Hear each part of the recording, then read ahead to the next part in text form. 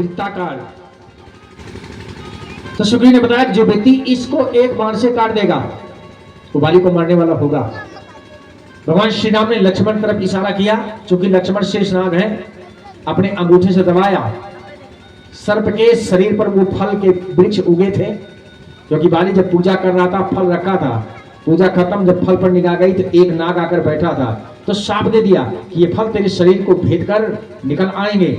अब चूंकि लक्ष्मण शेषनाग अपने दाहिने पैर के अंगूठे से जब दबाया तो सारे के सारे वृक्ष एक लाइन में हो गए और प्रभु श्री राम ने एक ही बाण में सारे वृक्षों को काट दिया। सुग्रीव गए, सुग्रीव ने ललकारा, बाली निकला, बहुत मारा, लौट कर आए और बोले भगवान जब आपको मारना ही है तो खुदे मार दो, बाली से क्यों मरवाते हो? उसने इतना मारा है, मेरे शरीर में बहुत दर्द है। भगवान श्री राम एक बार हाथ फेरते हैं पूरे शरीर पर, कर परसा सुग्रीव शरीरा, हाथ का स्पर्श कर दिया और तनभा कुलिस मिटी सब सारी दर्द है। हाथों में त्राटक होता है।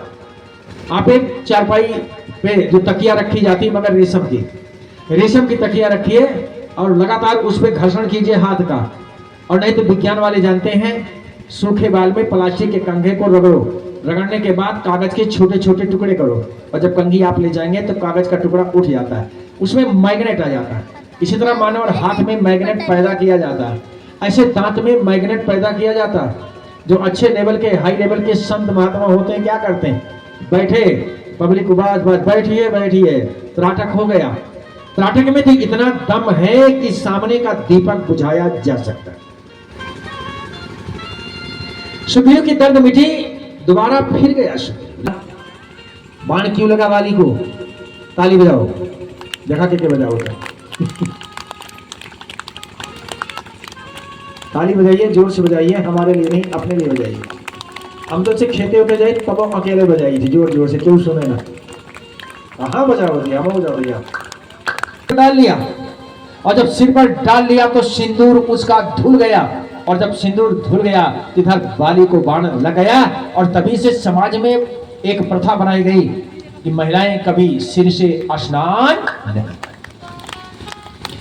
चलो बाण लगा तो बाली ने कहा तुम कौन होते हो मेरे दोनों भाइयों के बीच में पंचायत करने वाले? ना हमारी जाति बिरादरी के, ना हमारे रिश्तेदार। श्री राम ने कहा वादा कहाँ है? पुश्तैनी मुकुट रखा है, राजाभिषेक हो तो कैसे हो? पुश्तैनी मुकुट बाली के पास, इनको अपना मुकुट लेना है।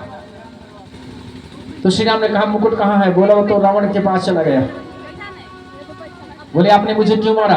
बोले मेरी माँ कैकेयी ने बताया है कि तुम्हारे राज्य की सीमा से कुछ आतंकवादी उनका आना जाना शुरू हो गया, रावण की तरफ इशारा हो रहा है, और तुम कैसे राजा हो कि तुम्हें पता नहीं लगती?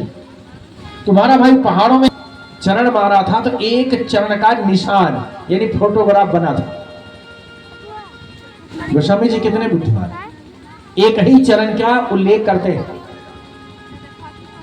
अरे बोले पूनी पूनी चीताई चरण चीत दीना, पूनी पूनी चीताई